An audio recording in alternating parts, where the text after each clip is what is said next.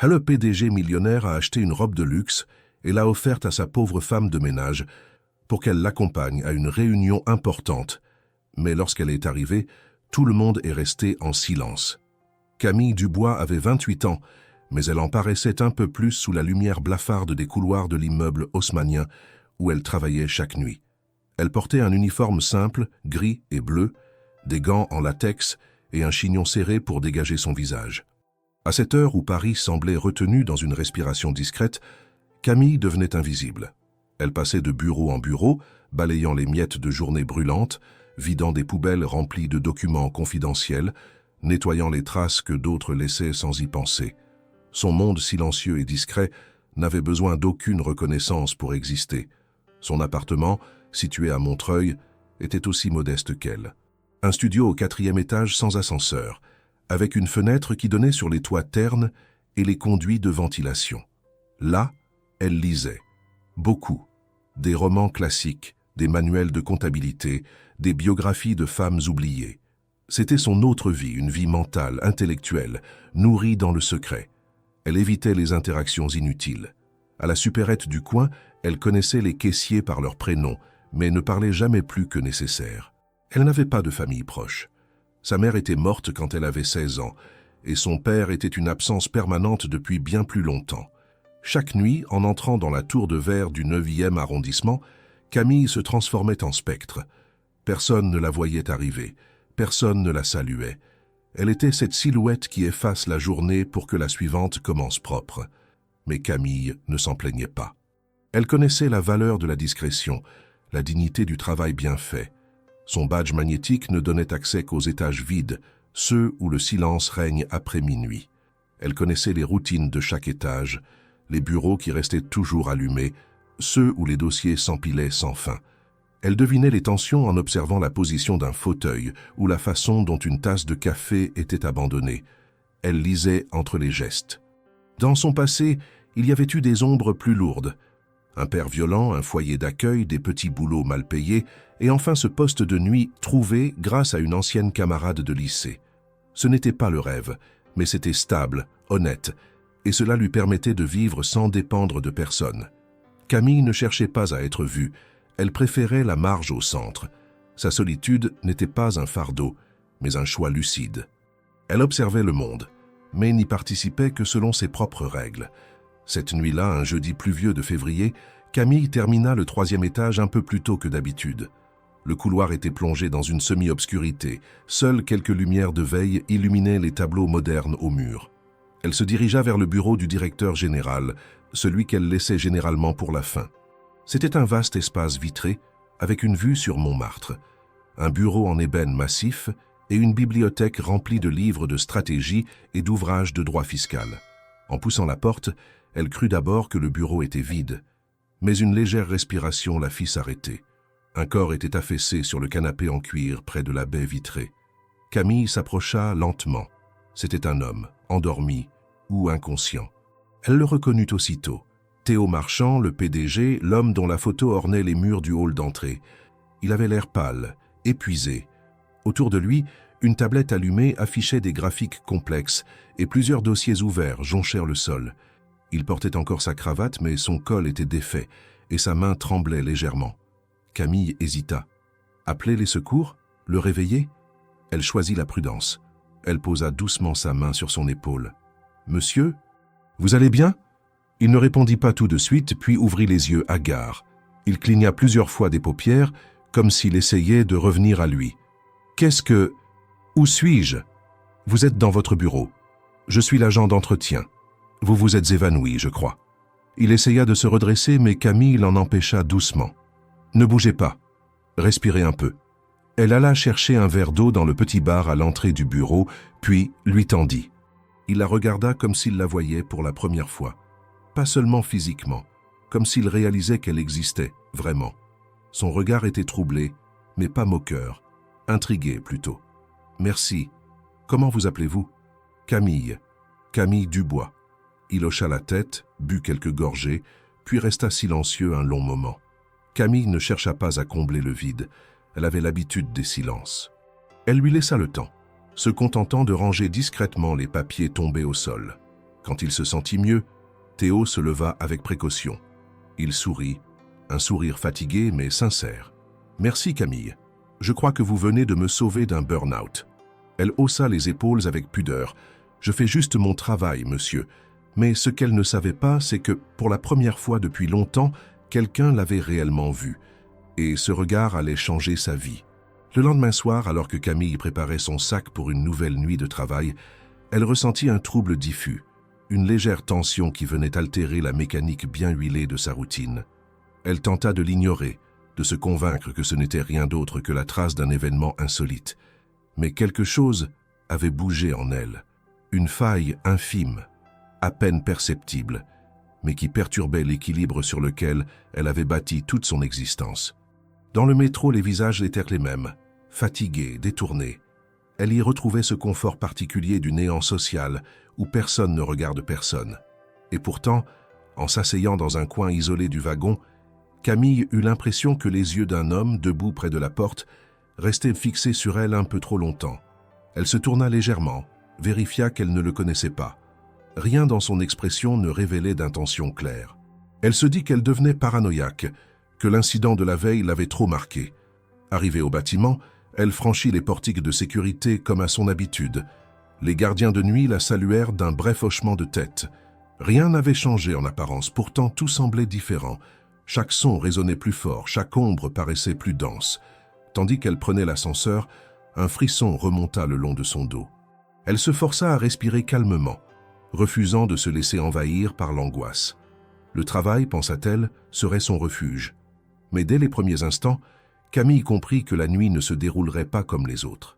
Les bureaux du 8e étage étaient en désordre, comme si quelqu'un les avait fouillés avec précipitation. Des tiroirs ouverts, des feuilles éparpillées, un écran d'ordinateur encore allumé, ce qui ne devait jamais arriver à cette heure. Elle s'approcha prudemment, éteignit l'appareil, puis rangea méthodiquement ce qu'elle pouvait. En quittant la pièce, elle crut entendre un bruit étouffé derrière elle, un froissement bref. Elle se retourna. Rien. Le silence reprit sa place, pesant, presque hostile. Camille descendit d'un étage. Elle tenta de se recentrer, de se convaincre que son imagination lui jouait des tours.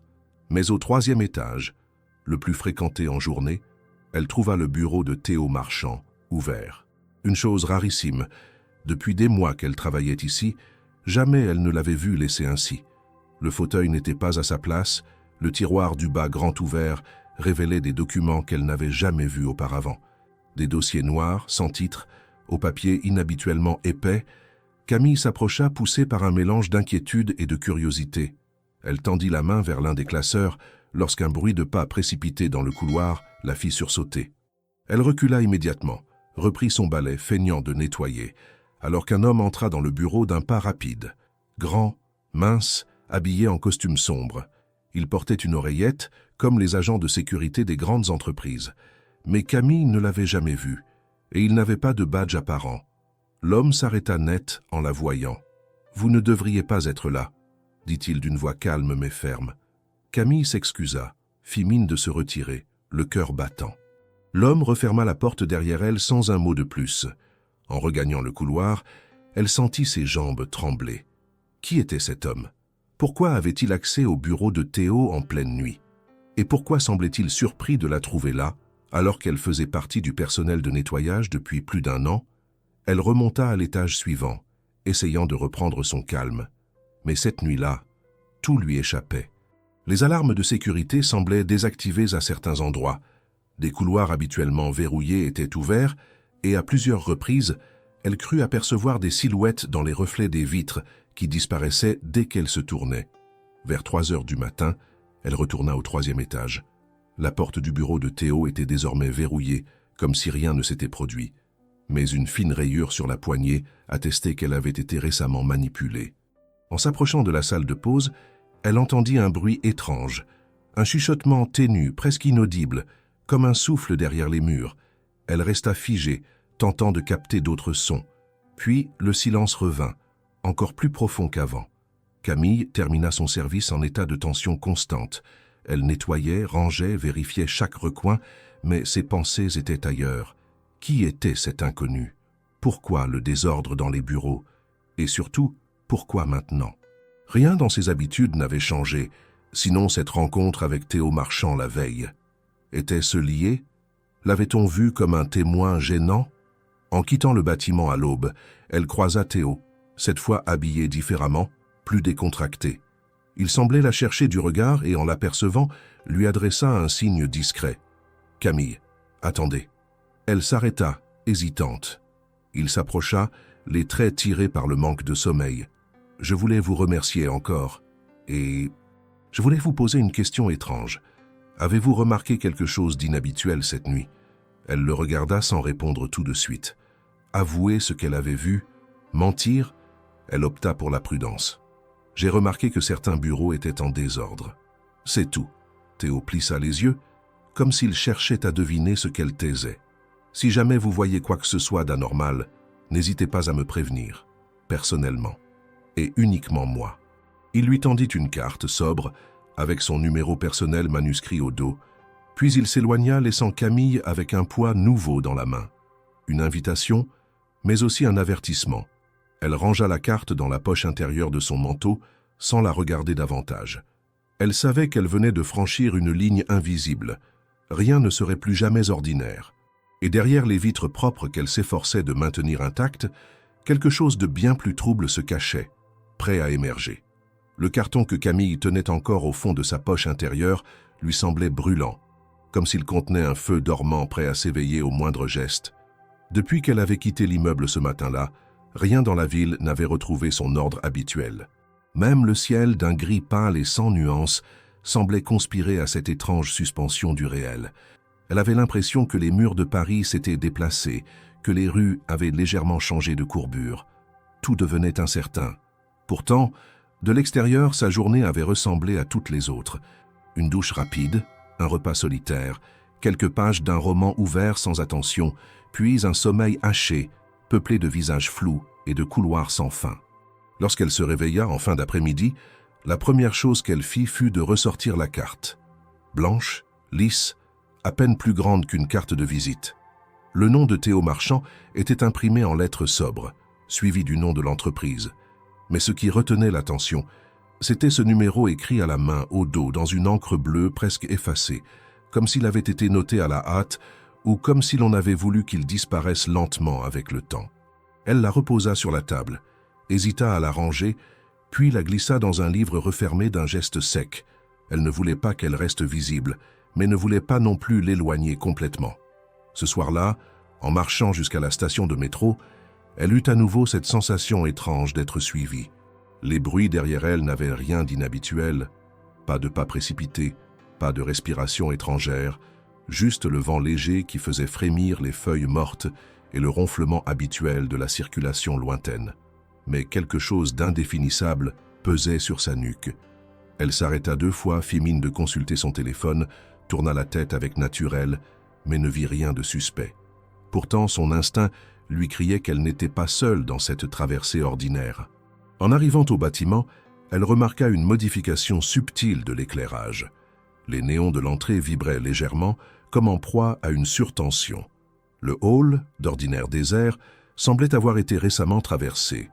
Une tasse abandonnée sur l'un des fauteuils du coin salon, une porte vitrée entr'ouverte vers les ascenseurs de service, et surtout une odeur discrète de parfum masculin, boisé, inhabituel à cette heure.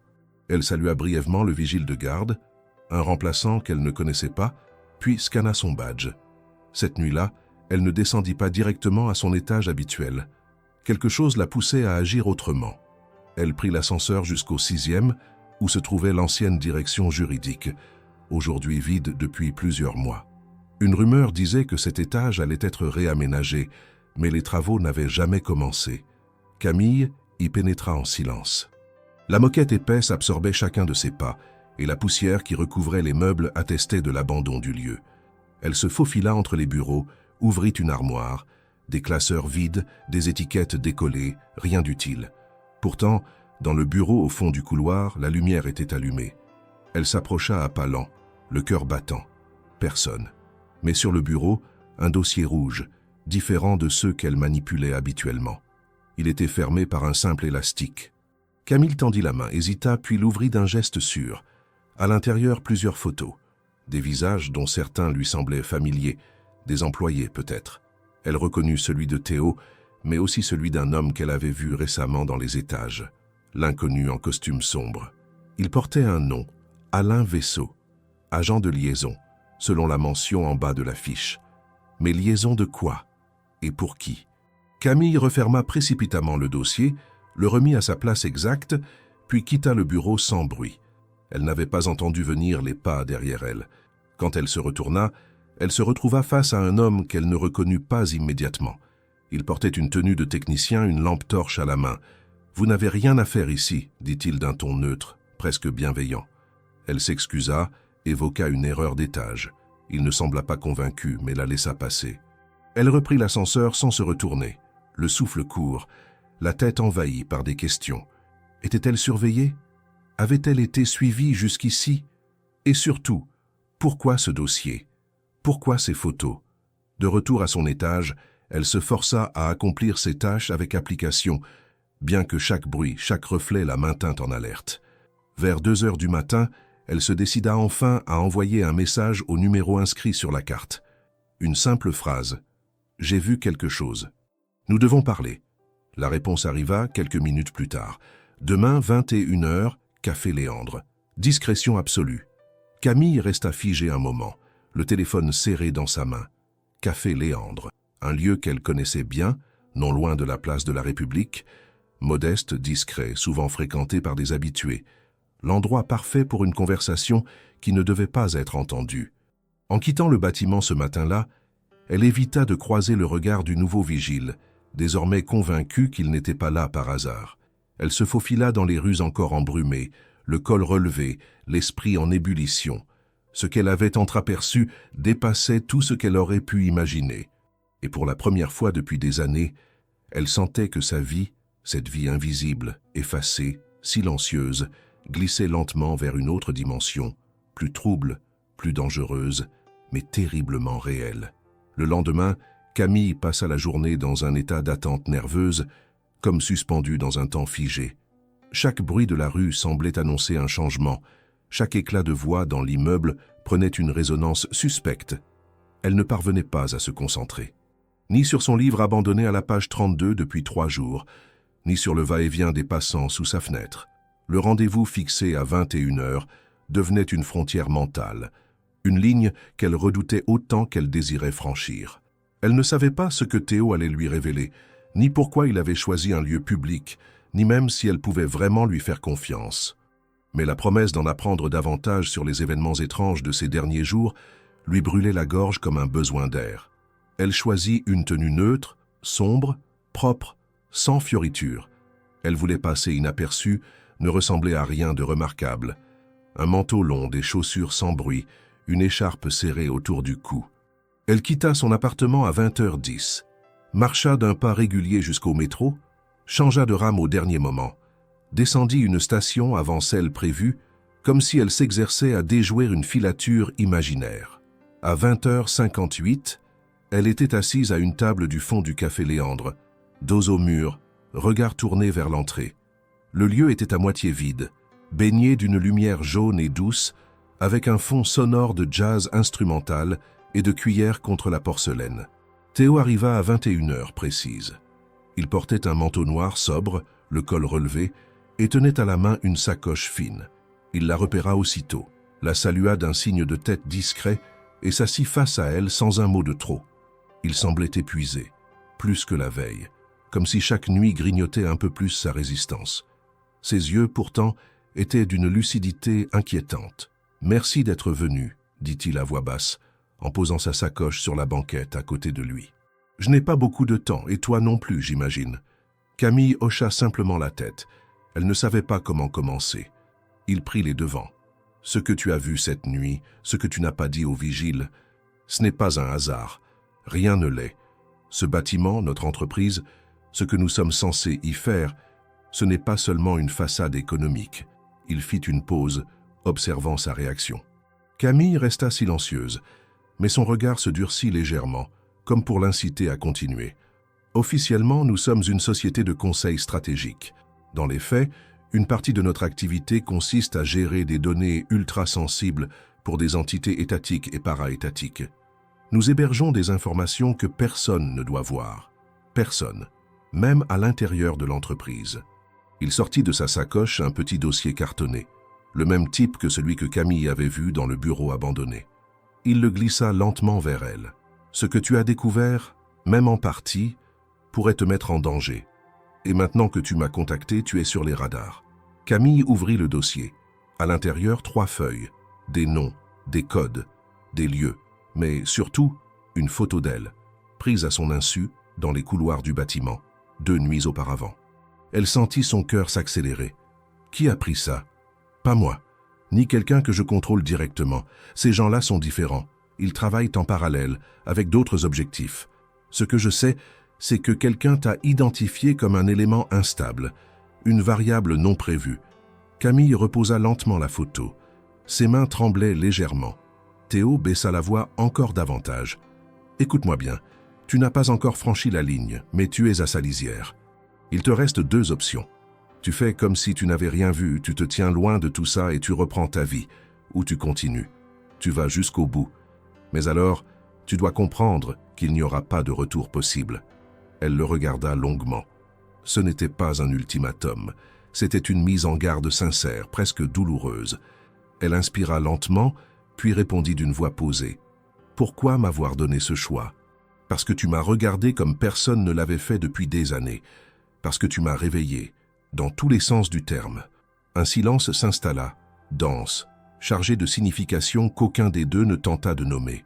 Puis Camille se pencha légèrement. « Je veux comprendre. Je veux savoir ce qu'il cache. Je ne peux pas faire comme si de rien n'était. » Théo acquiesça doucement, comme s'il s'y attendait. Il sortit une clé USB de sa poche, minuscule, presque invisible, et la déposa discrètement dans sa main. « Ceci contient des fragments. Pas tout, mais assez pour que tu comprennes les bases. Tu ne pourras l'ouvrir que sur une machine isolée, sans connexion. Lis, analyse, et quand tu seras prête, reviens ici, même jour, même heure, pas avant. » Il se leva sans autre mot, ajusta son manteau et quitta le café sans se retourner. Camille resta là, la clé dans la main, pesante comme un aveu. Le serveur passa, lui demanda si elle voulait autre chose. Elle refusa poliment, paya l'addition, puis sortit à son tour dans la nuit parisienne, plus silencieuse que jamais. En rentrant chez elle, elle sentit encore cette impression d'être observée. Mais cette fois, elle ne chercha pas à fuir. Elle gardait la clé dans sa poche, bien au chaud, prête à ouvrir une porte qu'elle savait sans retour. Et au fond d'elle, quelque chose d'ancien, de longtemps endormi, se réveillait. Une volonté, un besoin de vérité, peu importe le prix. Le jour suivant fut le plus long que Camille ait vécu depuis des années. Chaque minute s'étirait, dense, menaçante. Elle n'avait pas dormi, pas vraiment. Son corps s'était allongé, ses yeux s'étaient dû fermer quelques instants, mais son esprit ne s'était pas reposé. Il ruminait, tournait, revisitait chaque mot, chaque geste, chaque silence du rendez-vous au Café Léandre. La clé USB semblait rayonner une énergie propre dans son petit appartement. Posée sur la table, entre un bol vide et une pile de livres, elle attirait le regard comme si elle contenait une force inconnue, un fragment de vérité capable de renverser l'équilibre de sa réalité. Camille avait conscience que l'insérer dans un ordinateur serait un acte définitif, pas parce qu'elle craignait une réaction immédiate, mais parce qu'elle savait qu'après avoir lu ce qu'elle allait découvrir, elle ne pourrait plus ignorer l'ampleur de l'engrenage dans lequel elle s'était glissée. Vers 14 heures, elle décida de sortir acheter un vieil ordinateur portable. Pas question d'utiliser son appareil personnel, encore moins de se connecter à Internet. Elle se rendit dans une boutique d'occasion à Belleville où les machines empoussiérées s'entassaient derrière des vitrines ternes. Elle choisit un modèle ancien, sans webcam, avec un lecteur USB encore fonctionnel, puis acheta aussi une prise à déconnexion physique du Wi-Fi. Elle voulait contrôler chaque variable. De retour chez elle, elle installa tout sur une table dégagée, ferma les volets, débrancha la box Internet et s'assura que son téléphone était éteint et rangé dans le congélateur, comme elle l'avait lu dans un vieux roman d'espionnage. Elle inséra la clé. L'ordinateur mit quelques secondes à la reconnaître, puis afficha un unique fichier, Echo 01. Aucun mot de passe, aucune interface. Lorsqu'elle cliqua, une vidéo s'ouvrit. L'image était granuleuse, filmée dans un couloir sans fenêtre, éclairée par des néons clignotants. Une voix masculine s'éleva, déformée par un filtre vocal. « Si tu regardes ceci, c'est que tu as été jugée digne ou dangereuse, ou les deux. Ce que tu vas voir, ce que tu vas lire, n'est pas une vérité officielle, mais c'est une vérité réelle. Et comme toute vérité, elle brûle. » L'image passa à une série de documents, floutés sur les bords, comme extraits à la hâte. Des lettres d'entête d'agences gouvernementales, des tableaux d'acheminement de données, des relevés d'analyse comportementale, des noms, des dates, des lieux. Beaucoup rayés, certains partiellement visibles. L'un des noms attira immédiatement son attention. Projet Chrysalide. Le terme revenait plusieurs fois, toujours associé à des mentions confidentielles. Phase expérimentale, suivi non déclaré, infiltration des couches de soutien. La voix reprit. Le projet Chrysalide est né d'un partenariat entre institutions non démocratiques et entreprises écrans. Son but initial, contrôler la mémoire collective par l'exposition sélective à des stimuli. Ce que cela signifie, c'est qu'il teste, en conditions réelles, des méthodes de modification de perception à grande échelle. Le lieu de l'expérimentation, ton lieu de travail. Camille sentit sa gorge se nouer. Les bureaux, les couloirs, les bruits étranges. Tout cela prenait une teinte nouvelle, plus sinistre encore. La voix poursuivait, implacable. Tu n'as pas été choisi. Tu as été exposé. Ton statut invisible faisait de toi une candidate idéale. Non pas pour être actrice, mais pour être observée. Ce que tu crois avoir vu ces derniers jours n'est que la surface d'une opération plus vaste, dont même Théo Marchand ignore encore l'ampleur. Lui aussi est manipulé. Mais il commence à comprendre. Une nouvelle image apparut, celle du dossier rouge que Camille avait trouvé au 6e étage. Elle reconnut les annotations, la texture. Cette fois, les pages étaient lisibles. Nom de code, numéro d'identification. Les employés de l'entreprise, classés selon des critères opaques, sujet stable, résistance faible, profil disruptif. Son propre nom apparaissait en bas de la liste, suivi de 2 mots, à surveiller. Elle arrêta la vidéo. Ses mains tremblaient. Son cœur battait à tout rompre. Ce n'était pas seulement une fuite de données ou une conspiration économique, c'était une manipulation de masse, un jeu sur les esprits, sur les émotions, sur la perception même de la réalité. Et elle était au centre, non pas par choix, mais parce que son effacement volontaire l'avait rendue parfaite pour l'observation. Elle resta longtemps immobile, regardant l'écran figé sur son nom. Puis, elle referma l'ordinateur, rangea la clé et rouvrit les volets. La lumière de l'après-midi avait une qualité différente, plus crue, presque agressive. Dehors, les passants continuaient leur balai mécanique, insouciants, souriants. Elle se demanda combien d'entre eux étaient aussi observés, combien vivaient dans une illusion construite avec précision. Ce soir-là, elle retourna au travail, comme si de rien n'était. Même uniforme, même sac, même geste. Mais chaque pas, chaque regard, chaque contact prenait désormais une autre dimension. Elle voyait les caméras dissimulées. Elle entendait les changements d'intensité dans les néons. Elle percevait les silences trop parfaits. Dans l'ascenseur, elle croisa Alain Vaisseau. Il la salua avec un léger sourire, neutre, presque cordial. Elle répondit de même, sans trembler. Elle savait maintenant qu'il était un acteur, un relais. Et elle n'était plus une simple spectatrice. Elle avait franchi le seuil. Et de l'autre côté, le labyrinthe commençait. Cette nuit-là, Camille se déplaçait dans les couloirs comme si elle marchait dans un théâtre secret, dont elle connaissait désormais les coulisses. Rien n'avait changé en apparence. Les lumières automatiques, les bureaux silencieux, les écrans en veille, les téléphones oubliés. Pourtant, chaque détail lui parlait autrement. Le moindre clignotement de voyant, le moindre tiroir mal fermé, la moindre feuille laissée sur une table devenait pour elle autant de signes, de fragments à décrypter. Elle ne nettoyait plus. Elle observait, elle cartographiait. Son rôle d'agent d'entretien n'était plus une couverture passive, mais un déguisement actif. Elle était dans la place, mais plus dupe. Elle remonta au 6e étage, là où elle avait découvert le dossier rouge. Le bureau était verrouillé cette fois, mais Camille avait mémorisé les horaires des techniciens de maintenance, noté la fréquence à laquelle certains badges fonctionnaient sur plusieurs étages. Elle savait que le jeudi, un certain type de badge passait brièvement par ce niveau. Il ne lui restait qu'à attendre. Elle resta dans le couloir, feignant de nettoyer les vitres.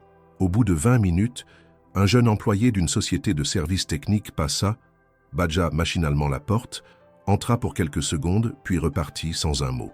Camille bloqua la porte discrètement avec une cale en caoutchouc. Lorsque le silence retomba, elle s'introduisit de nouveau dans le bureau. Tout avait été nettoyé.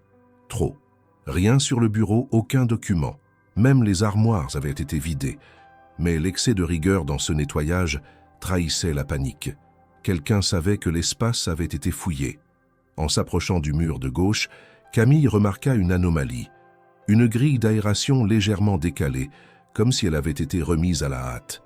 Elle l'ouvrit et découvrit à l'intérieur une petite pochette en plastique noir, accrochée avec du ruban adhésif.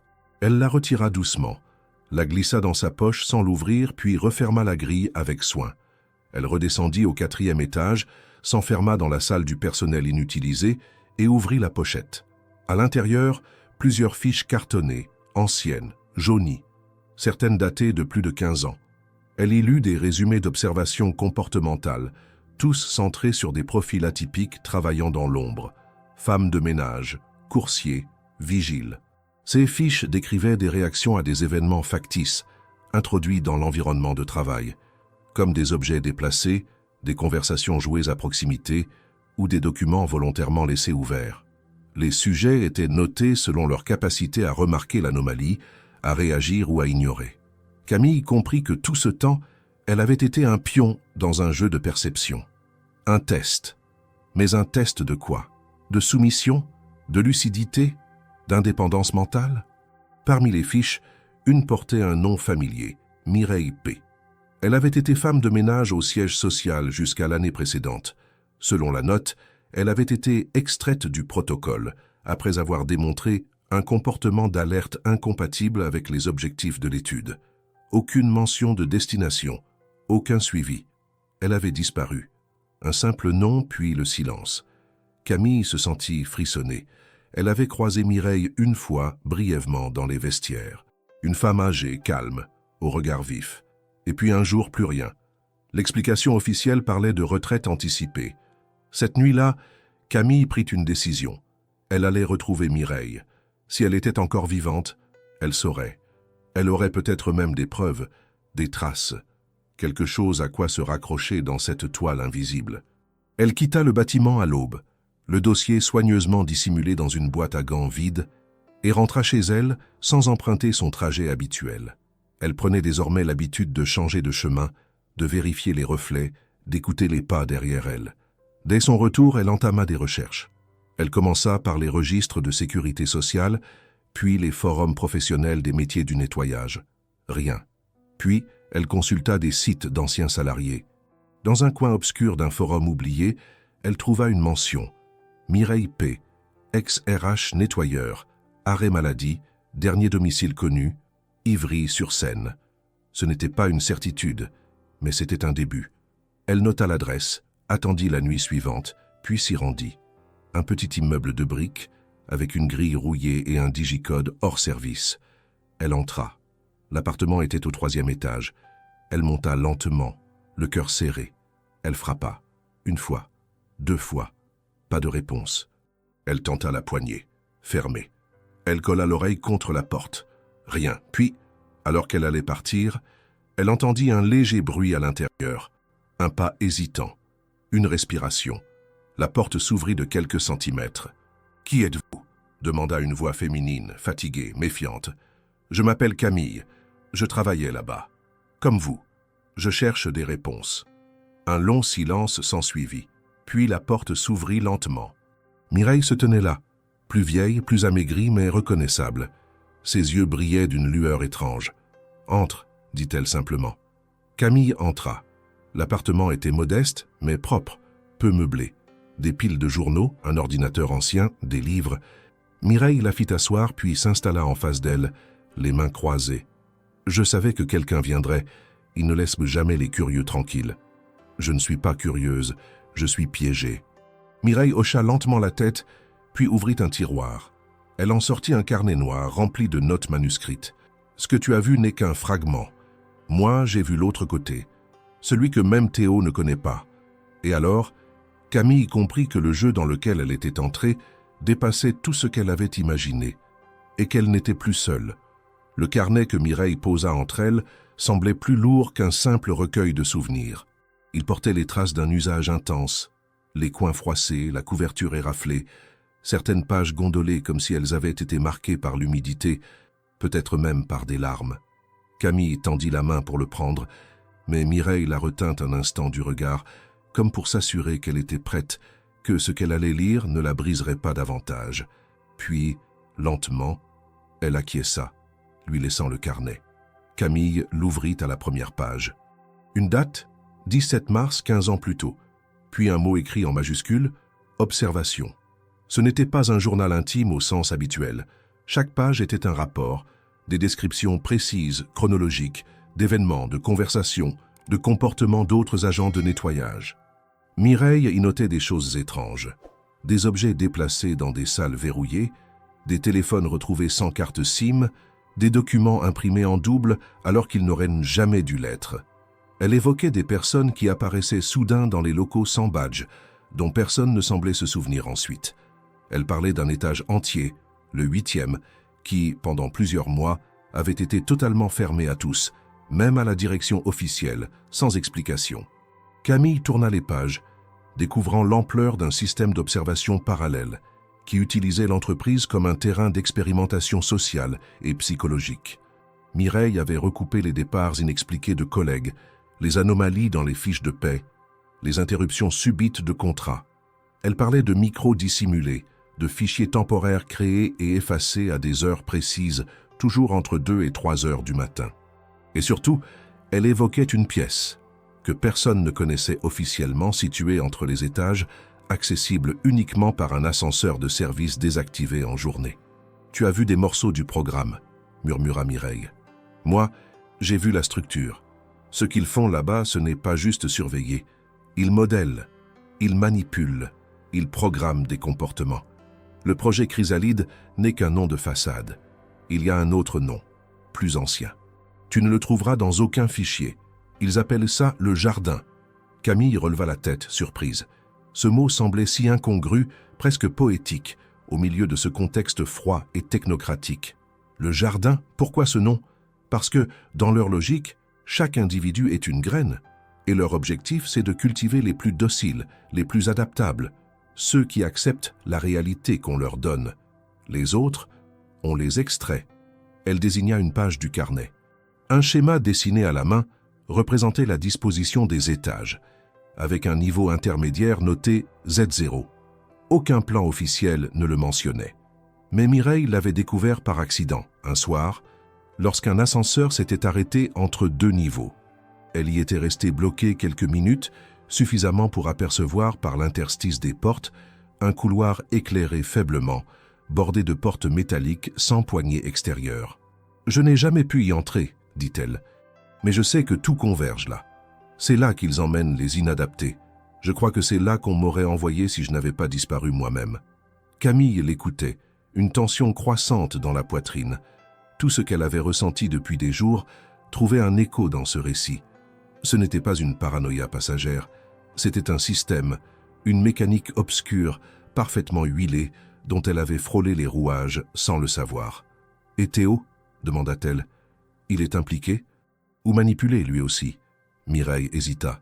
Il était un exécutant au début, brillant, obéissant, convaincu.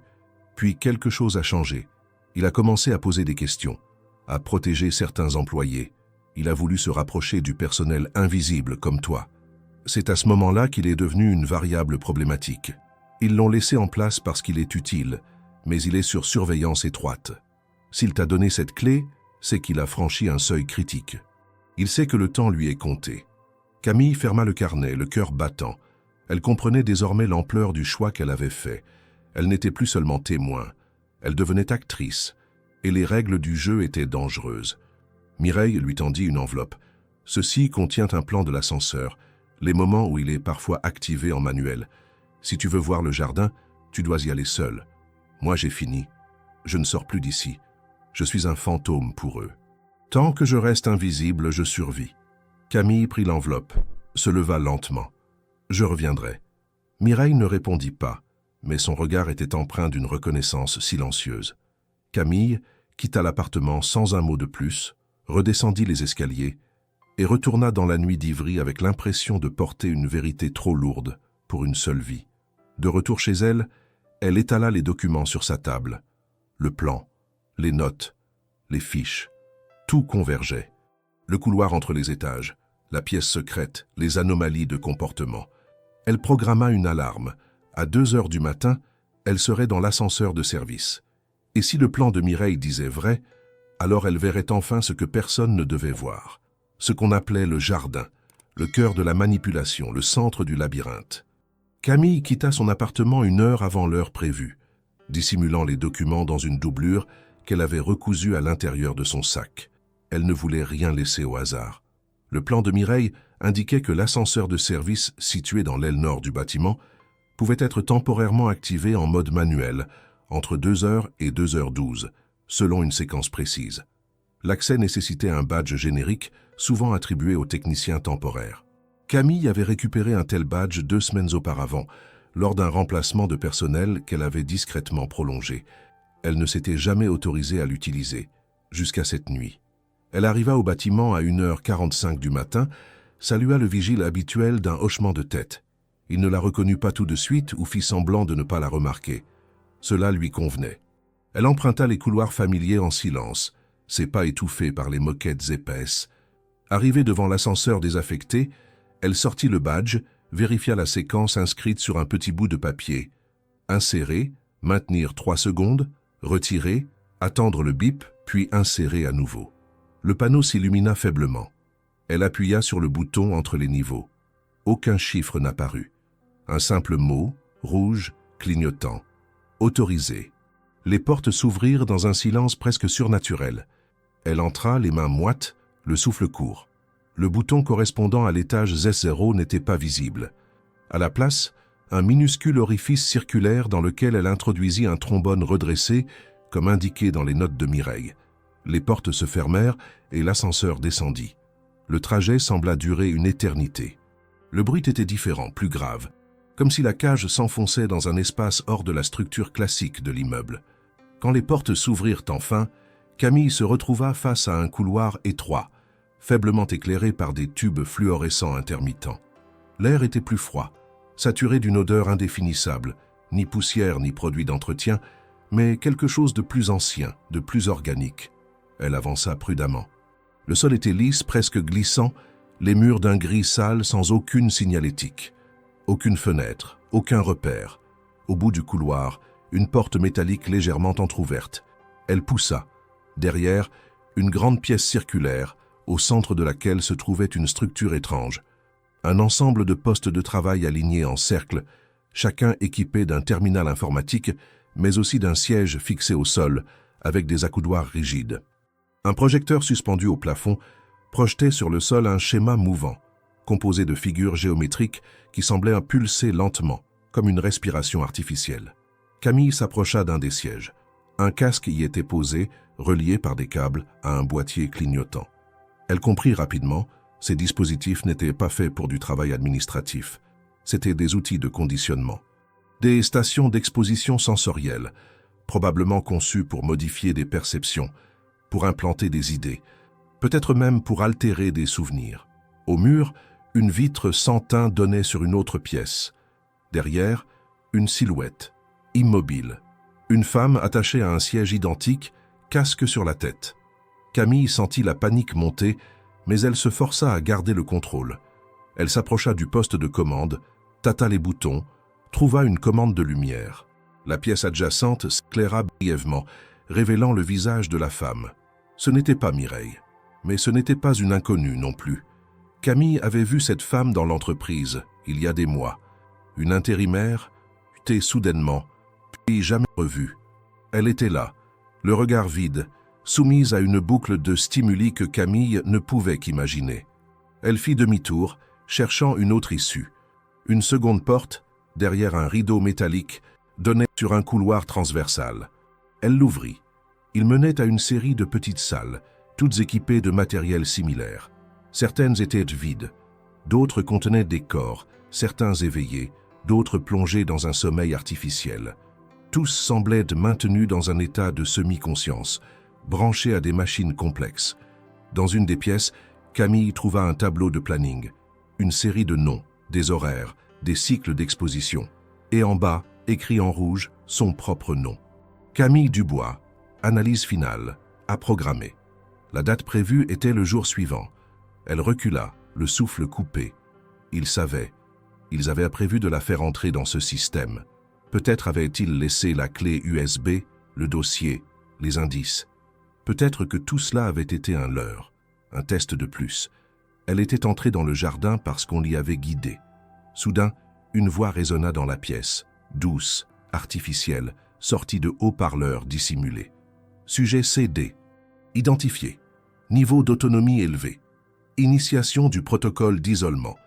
Les lumières changèrent, virèrent au bleu. Les portes commencèrent à se fermer mécaniquement. Camille courut vers l'ascenseur, le badge à la main. Les panneaux étaient désormais inertes. Elle revint sur ses pas, chercha une autre sortie. Rien, aucun escalier, aucun accès technique. Alors, elle fit ce qu'elle n'avait encore jamais fait. Elle frappa contre la vitre de la pièce d'observation. La femme ne réagit pas. Mais une ombre apparut derrière la vitre. Une silhouette. Et cette silhouette, elle l'a reconnue. Théo.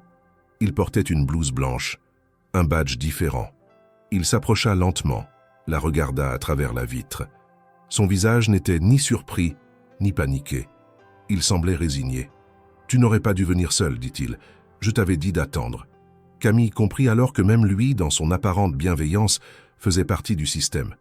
Peut-être malgré lui, peut-être consciemment, mais il était là, dans le jardin, derrière la vitre, et elle, maintenant, était de l'autre côté.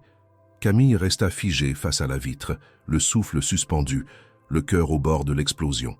Derrière le verre, Théo la regardait toujours, ses yeux plantés dans les siens, calmes, presque tristes.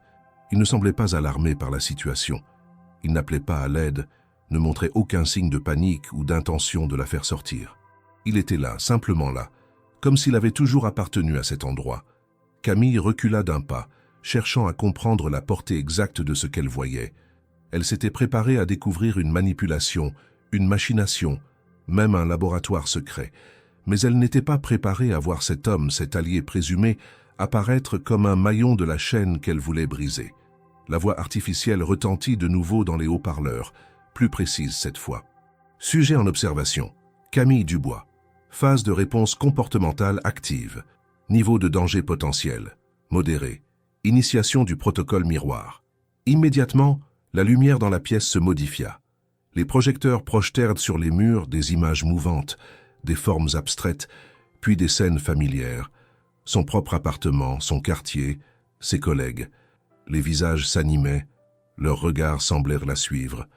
Camille comprit que la pièce avait été activée pour elle, qu'ils attendèrent de voir comment elle réagirait. Elle était devenue l'objet de l'expérimentation, le sujet d'une observation en temps réel. Théo, derrière la vitre, ne bougeait toujours pas. Il semblait attendre quelque chose d'elle, une réponse, un signal. Elle détourna les yeux, refusa de jouer le jeu. Elle ferma les paupières, chercha à se recentrer. Mais une porte dissimulée dans l'angle gauche de la pièce s'ouvrit avec un sifflement discret. Un homme entra, grand sec en costume sobre. Il ne portait aucun insigne, aucun badge. Son regard était vide, clinique. Il tenait une tablette dans la main qu'il consulta sans un mot, puis s'approcha de Camille. « Vous avez dépassé les limites prévues, dit-il simplement. Cela nous oblige à réévaluer votre profil. Ce n'était pas prévu. Qui êtes-vous » demanda Camille, la voix rauque. « Un observateur, comme vous l'avez été, à votre manière. » Il tendit la main, comme pour l'inviter à le suivre. Camille recula d'un pas. « Je veux sortir d'ici, maintenant. »« Vous êtes déjà sorti, répondit-il. Sorti de l'ignorance. Vous avez vu, vous avez compris. C'est irréversible. » Camille serra les poings.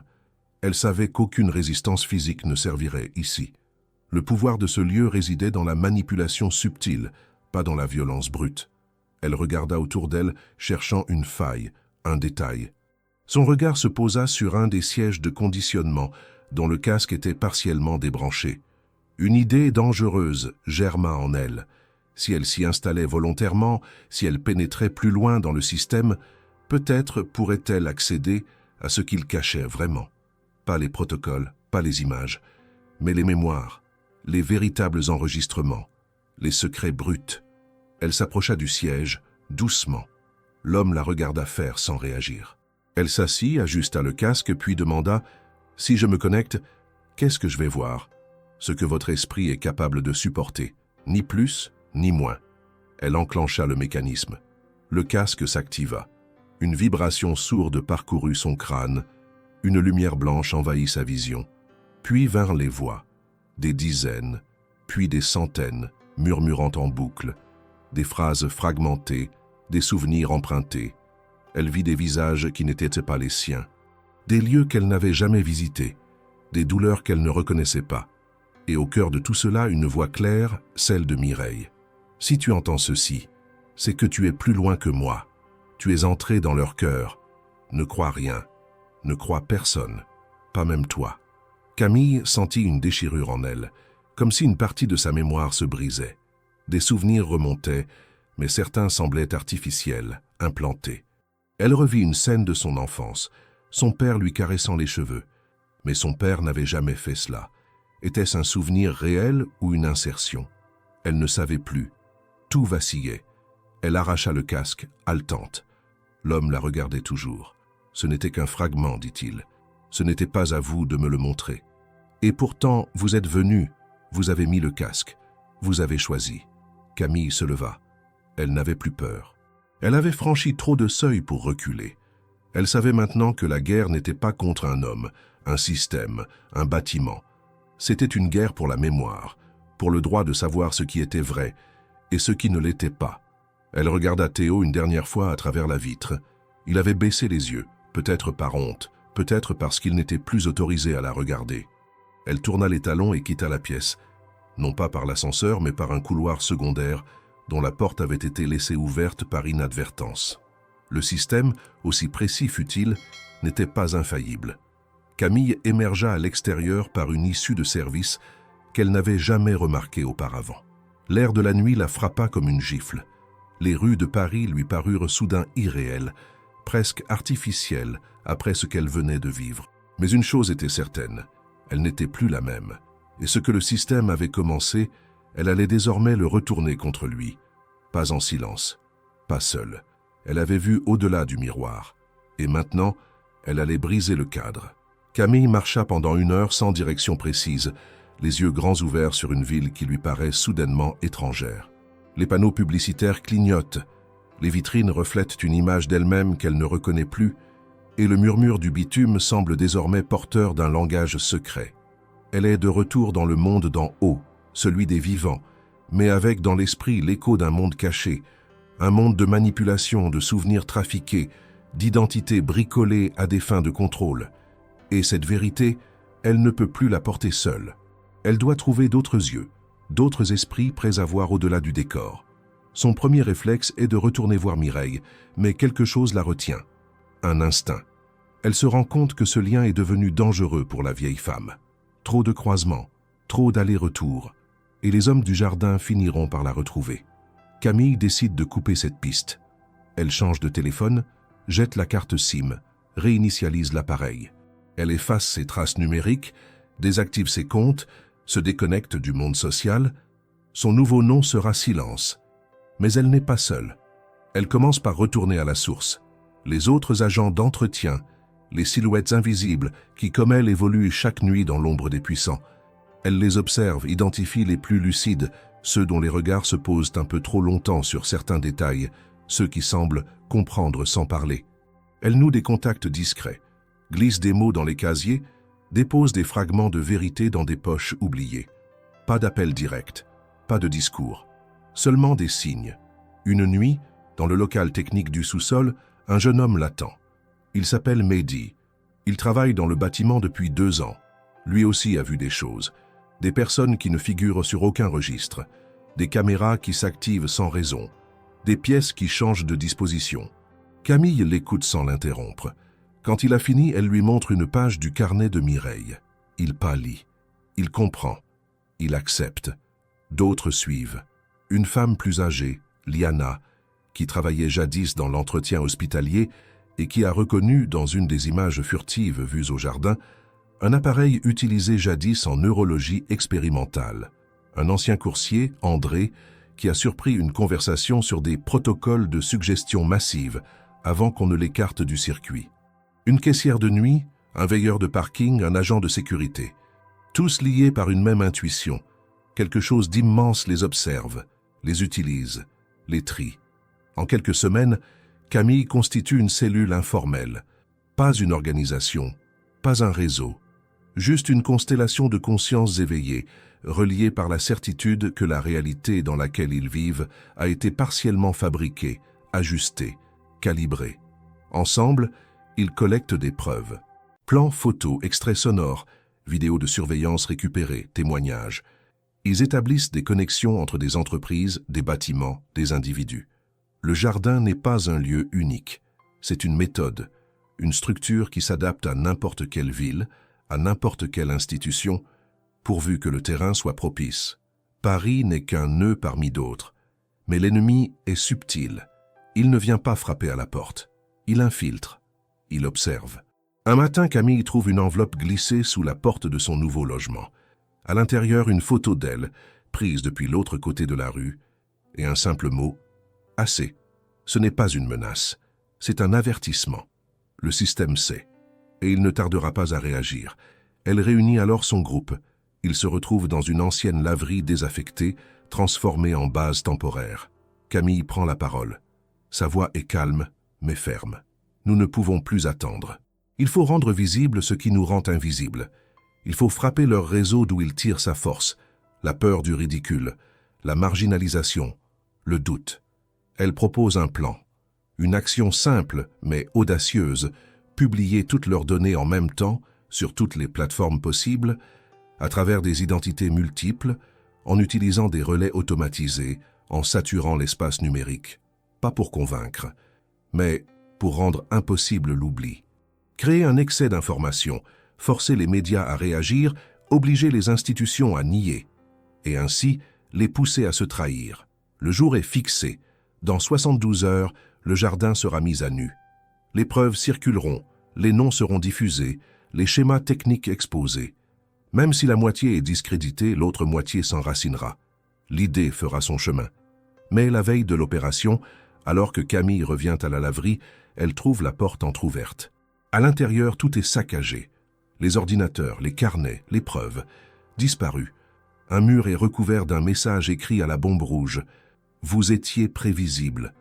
Elle reste debout au milieu des décombres, le visage figé. Ce n'est pas une défaite, c'est un aveu. Ils ont eu peur, assez pour attaquer, assez pour montrer leurs mains.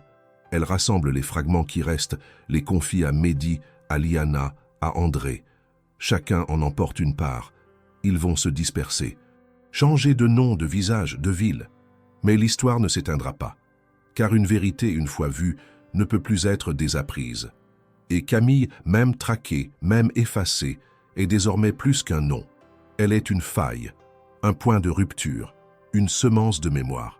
Camille savait qu'en perdant leur base, ils n'avaient pas seulement perdu un abri matériel, ils avaient vu leur anonymat fissuré, leur organisation touchée au cœur. Pourtant, elle ne ressentait ni peur ni découragement.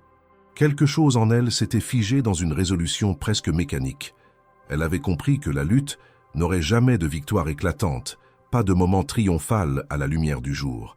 Elle serait faite de persistance, de répétition, d'échos disséminés. Ce qu'il leur restait à faire n'était pas d'attaquer, mais de contaminer. Non pas convaincre, mais fissurer. Elle reprit contact avec d'anciens relais. Des techniciens du son, des anciens journalistes indépendants, quelques anonymes liés aux sphères cryptographiques. À chacun, elle ne révéla qu'une pièce du puzzle. Personne ne possédait l'ensemble, sauf elle. C'était la seule protection qu'elle pouvait encore garantir. Elle enregistra des messages audio, courts, précis, portés par une voix modifiée, mais nourrie de détails réels. Elle parla du jardin, non pas comme d'un lieu, mais comme d'une méthode. Elle décrivit les stimulations sensorielles, les implants de souvenirs, les circuits d'observation déguisés en audit interne.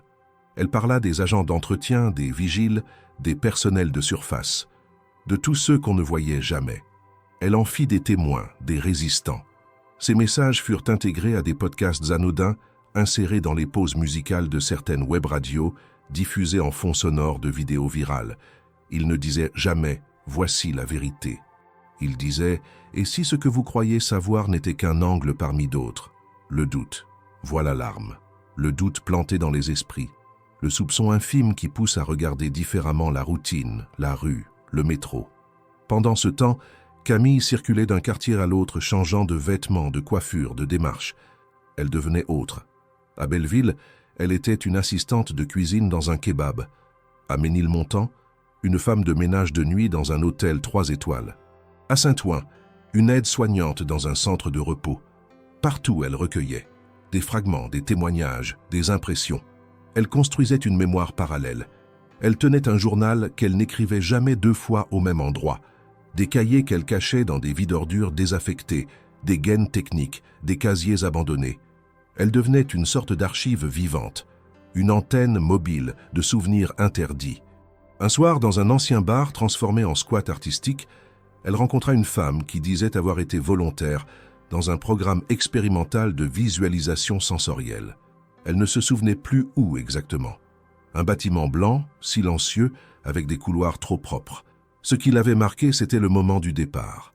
On lui avait remis un collier, enfilé au poignet comme une récompense. Un anneau métallique, anodin en apparence, mais qu'elle ne pouvait pas retirer. Depuis, elle ressentait des absences, des moments d'oubli soudain, des pertes de mémoire courtes mais fréquentes. Elle montra le bracelet à Camille. Il ne portait aucun marquage, rien d'identifiable.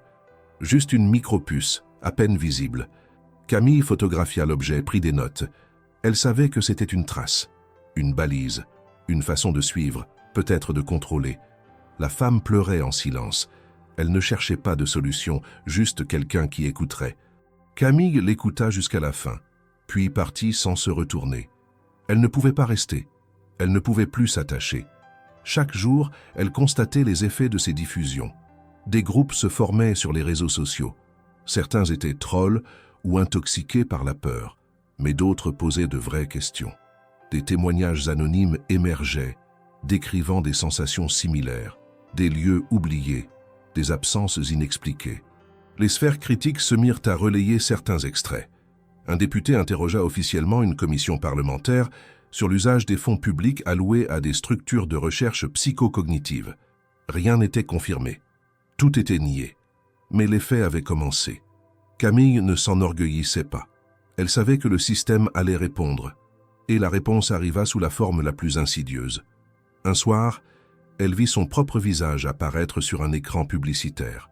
Une campagne fictive d'une société de bien-être. Elle souriait, maquillée, sereine, vendant un produit de relaxation auditive. Elle, Camille, transformée en avatar de paix intérieure. Un faux, une image volée, retouchée, utilisée sans consentement. Un message clair, on peut te reprogrammer à notre façon. Elle éclata de rire, un rire nerveux, douloureux. Le jardin, à court de moyens de l'effacer, avait décidé de la transformer, de lui voler son image, de l'intégrer à la matrice. Mais en faisant cela, il prouvait son existence, car ce visage, d'autres le reconnaîtraient. Ceux qui avaient vu les messages, entendu les voix, lu les notes, ceux qui savaient que Camille n'était pas une icône de sérénité, mais une voix fêlée dans le système. Une brèche. Elle décida alors d'accélérer. Elle contacta les derniers alliés encore en réseau. Un ancien développeur de logiciels éducatifs, une étudiante en neurosciences, un archiviste expulsé pour curiosité excessive. Ensemble, ils créèrent un fichier compressé, un bloc de données crypté intitulé Jardin 0. À l'intérieur, les schémas techniques, les extraits audio, les témoignages, les photos, les vidéos. Chaque élément y était soigneusement balisé, contextualisé, accompagné d'un guide de lecture. Ils le lâchèrent sur le réseau comme on lâche une étincelle sur une mer de pétrole. Sur des plateformes de données ouvertes, dans des bases éducatives, des dépôts de code, même dans des bibliothèques numériques, le fichier portait un sous-titre « Ce que vous n'étiez pas censé voir ». Camille ne resta pas pour regarder l'incendie. Elle savait que le système tenterait de supprimer, de bloquer, de discréditer, mais il ne pourrait plus tout effacer. La mémoire avait été fragmentée, répandue, insérée dans la trame. Et elle, désormais, n'était plus une personne. Elle était une voix dans le réseau, une onde qui, même silencieuse, continuerait de vibrer. Camille n'avait plus de point d'ancrage. Son visage, déformé par la publicité détournée, circulait sur les écrans, sur les vitrines interactives, même dans certains spots de réseaux médicaux. Elle était devenue une figure abstraite, vidée de sens, transformée en icône d'un bien-être numérique que le système vantait comme antidote à l'anxiété moderne. Et pourtant, sous cette façade paisible, des zones de tension naissaient, des fissures dans le tissu social. Elle le sentait. Ce n'était plus seulement une intuition, c'était un phénomène. Des gens parlaient, certains doutaient, d'autres cherchaient, mais le système, lui, ne restait pas immobile. Il réagit à sa manière, pas par la violence frontale, mais par l'effacement progressif. Des membres de son réseau disparaissaient des espaces en ligne.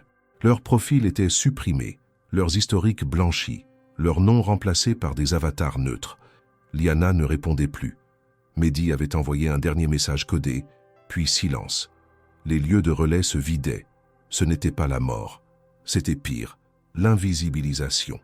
Le jardin ne tuait pas. Il redessinait les contours du réel jusqu'à ce que l'on ne sache plus si quelqu'un avait vraiment existé. Camille comprit que son dernier rempart était la trace physique. Elle retourna à l'essence. L'écriture manuscrite, le papier, l'objet tangible. Elle imprima les fichiers, des centaines de pages. Elle loua un local sous un faux nom dans une ruelle délaissée du 19e arrondissement. Elle y installa des armoires, des boîtes, des fiches. Elle composa une mémoire matérielle, comme un musée clandestin du projet Chrysalide. Pas pour l'exposer, pour la cacher, pour qu'un jour, peut-être, quelqu'un tombe dessus par hasard et relance le fil. Ce jour-là, alors qu'elle classait des documents, une alerte sur l'un des téléphones de secours l'interrompit. Une vidéo circulait. Elle y apparaissait. Non pas comme dans les campagnes détournées, mais dans un enregistrement brut, filmé à son insu dans une station de métro. On la voyait parler à un inconnu, un ancien agent de sécurité qu'elle avait recruté. Le son était brouillé, mais un sous-titrage mensonger s'y superposait, suggérant une trahison. Camille était présentée comme un leurre, une manipulatrice envoyée pour tester la résilience psychologique des citoyens. Une rumeur officielle se propageait. Elle était elle-même une création du programme, un outil de contre-information, une fabrique de dissidence artificielle. La stratégie était claire. Si l'on ne pouvait pas la réduire au silence, on la noyait dans une boucle paradoxale où chaque vérité qu'elle révélait pouvait être retournée contre elle. Elle devint suspecte même pour ceux qui avaient cru en elle. André, l'un des derniers membres actifs, hésita à la rencontrer. Quand il le fit, ce fut dans un parking, la nuit, et sans dire son nom. « Ils disent que tu es une fiction, Camille, que tu as été codée comme ça, une figure d'opposition contrôlée. » Elle hocha la tête, épuisée mais lucide. « Et toi, tu me vois ?» Il hésita, puis répondit doucement. « Oui, et c'est pour ça que j'ai peur. » Ce soir-là, Camille comprit que le combat touchait à sa dernière phase. Ce n'était plus une lutte contre le jardin, c'était une lutte contre l'érosion même de la réalité.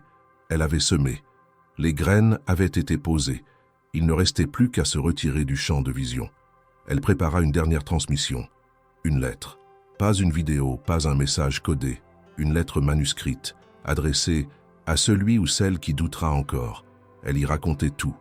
Pas seulement les faits, mais les sentiments, la solitude, les regards, la peur, le doute. Elle décrivait les sensations dans le jardin, les voix, les visages, les absences. Elle nommait ceux qu'elle avait croisés. Elle rendait aux effacés leurs contours, leur histoire, leur dignité. Puis elle prit cette lettre et l'inséra dans une boîte, qu'elle déposa dans une bibliothèque publique du quartier latin, entre deux encyclopédies poussiéreuses. Elle ne la verrouilla pas. Elle ne la cacha pas vraiment. Elle comptait sur le hasard, sur la curiosité, sur l'un de ces petits gestes imprévisibles qui échappent aux algorithmes. Ensuite, elle disparut, sans bruit, sans adieu. On racontera plus tard, dans des forums obscurs, qu'elle aurait été vue à Prague, à Berlin, à Montréal.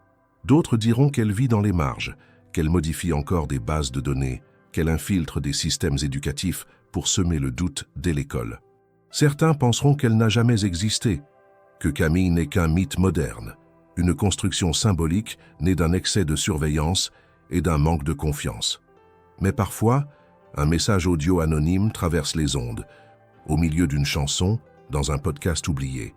Une voix altérée mais reconnaissable pour ceux qui l'ont déjà entendue dit simplement « Le jardin existe, je l'ai vu, et si vous lisez ceci, c'est que vous êtes déjà dedans. » Et alors, pour un instant, une certitude froide s'empare de celui qui écoute. Camille n'est peut-être plus là, mais elle veille. Les rues de Paris, ce matin-là, avaient quelque chose d'étrangement limpide. L'air semblait purifié, les passants moins pressés, les vitrines moins agressives. Rien n'indiquait qu'une guerre silencieuse venait de se dérouler sous leurs pieds, dans les plis invisibles de la ville. Le jardin, avec ses dispositifs, ses boucles de contrôle, ses figures masquées, n'avait pas été détruit. Il n'avait même pas reculé. Il avait simplement adapté sa forme, absorbé les secousses, ajusté ses paramètres. Comme toujours. Mais une chose, une seule, échappait encore à ses algorithmes, la dissonance. Car ce matin-là, dans un lycée de la banlieue sud, une enseignante de littérature découvrit dans la boîte à dons de la bibliothèque un carnet noir. Aucune couverture, aucun titre. À l'intérieur, des paragraphes entrecoupés, des dates non chronologiques, des descriptions fragmentées. Au début, elle crut à un exercice de style, une fiction expérimentale. Puis elle reconnut des noms, des dates, des schémas. Elle chercha sur Internet, rien d'officiel. Mais un blog oublié mentionnait le mot « chrysalide ». Un autre parlait du « jardin ». Les fragments se connectaient, lentement, douloureusement, mais avec persistance. Et ainsi, un récit recommença. Ailleurs, dans une station de radio communautaire à Lyon, un ingénieur du son découvrit dans une ancienne playlist un fichier audio sans titre.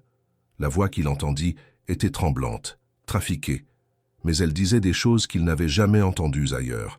Elle parlait de protocoles d'adaptation, de tests sensoriels, de mémoire partagée. Il l'ajouta, sans prévenir, à une séquence nocturne. Un auditeur l'entendit, puis un autre. Et bientôt, des extraits circulèrent sur des serveurs privés, des cercles fermés. Le jardin n'était plus centralisé. Il devenait un mythe, un code, une rumeur qui se transmet de bouche en oreille, de message en message.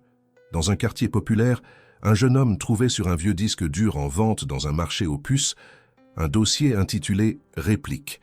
À l'intérieur, des extraits de journaux, des copies d'écran, des photos de visages inconnus, tous classés sous des titres comme « Effacé »,« Réapparu »,« Douteux ». Il les imprima, les afficha dans un couloir de métro. On les retira le lendemain. Mais quelqu'un avait déjà pris des photos, quelqu'un les avait partagées. Camille, elle, n'était nulle part. Et pourtant, elle était partout. Son image, volée et retouchée, avait été détournée encore une fois par des artistes anonymes, puis par des collectifs contestataires. On la voyait désormais sur des fresques murales, tenant dans les mains un miroir brisé, le regard tourné vers l'observateur. Aucun nom, aucune signature. Seulement cette phrase, inscrite à la craie ou gravée au couteau. « Ce que tu crois voir n'est peut-être qu'une version. » Le jardin, lui, continuait.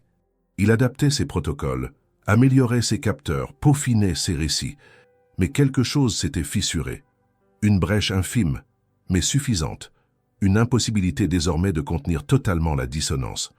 Car dans chaque ville, il existait désormais un point d'interrogation, un lieu sans nom, un regard qui en disait trop. Les systèmes de surveillance ne détectaient pas de révolte, pas de sabotage, seulement un ralentissement de la docilité. Une perturbation douce dans l'adhésion au récit, un effet Camille. Elle n'était pas un héros, pas une martyre, pas une révolutionnaire. Elle était une anomalie, une excroissance du réel, quelqu'un qui avait vu trop, compris trop tard, mais assez tôt pour parler. Et cette parole, bien qu'étouffée, avait laissé des traces, des empreintes dans le langage, des gestes dans les foules, des silences un peu plus longs après certaines publicités. Un jour, des enfants tombèrent sur une boîte cachée derrière les livres d'une médiathèque municipale. À l'intérieur, une lettre manuscrite. « Si tu lis ceci, c'est que tu as cherché au-delà de ce qu'on t'a montré. Alors souviens-toi, tout ce qui est parfaitement cohérent est probablement fabriqué, et tout ce qui dérange mérite d'être creusé. Tu n'es pas seul, et surtout, tu n'es pas fou. » Elle était signée d'un simple « C ». Et ainsi, sans bruit, sans drapeau, sans victoire proclamée, le monde changea légèrement de forme. Juste assez pour qu'un jour, dans un amphithéâtre, un étudiant lève la main et demande « Mais pourquoi n'en parle-t-on jamais dans les manuels ?» Et le professeur hésitera, puis dira « Il y a des histoires qu'on préfère ne pas écrire parce qu'elles n'ont pas encore fini d'exister. »